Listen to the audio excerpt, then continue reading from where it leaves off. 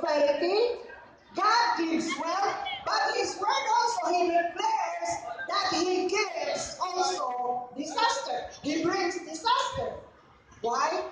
In order that people will acknowledge that apart from God, they are nothing. That apart from God, they cannot do anything. Amen? That's why if you are hard-headed and do not acknowledge God, God will always bring disaster to your life. Because that is His word. It is not my word. I have read it. So maybe you said, why I am always suffering? Why my family always suffer? And then we have to acknowledge that maybe we have forgotten the Lord already. And that's why God uses suffering. God uses pain in our life. God uses trials in life in order that we will acknowledge Him and look up to Him.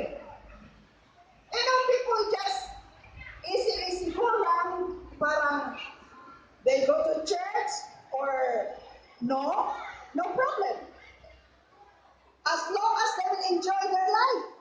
But you know what? Your life, the breath that you have comes from God. And if God says, oh, you do not acknowledge me, I will bring suffering to your life. And then you will question God. Why, God? Why are you doing this to me? But you have forgotten that you do not acknowledge God. That's why many times sickness will just come. Why? Because God wants you to draw near to Him. God wants you to acknowledge Him.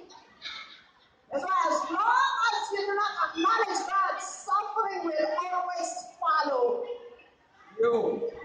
Suffering will always come to your family. Because that's the word of God. In order that you will acknowledge Him. Amen? That's the reason why calamities come. Because people have forgotten God. But once you acknowledge God, He will bring prosperity to you. Because He is the source of prosperity as well as disaster. So if you obey the Lord, then prosperity will come to you. Blessing will come to you. But if you disobey, suffering comes to you. And not only to you, but to your family. Until you will acknowledge that you have sinned. And you will acknowledge that you need God in your life.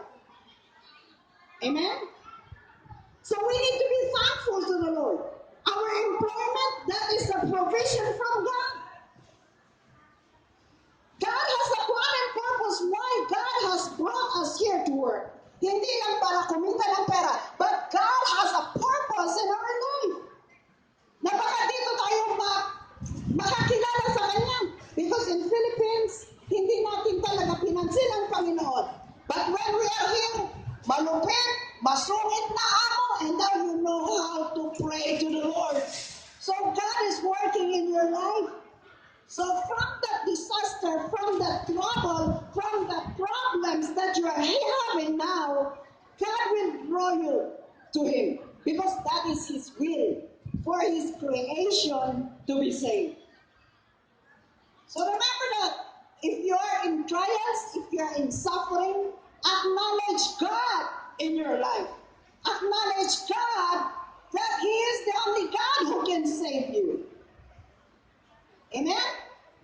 Because there is no other God.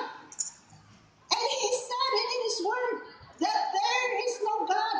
There is no other God apart from Him.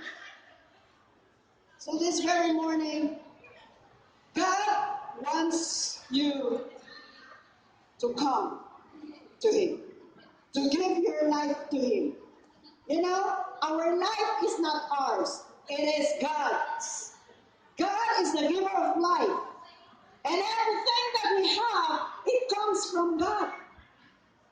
We do not have anything actually. Everything comes from God. And we need to acknowledge that.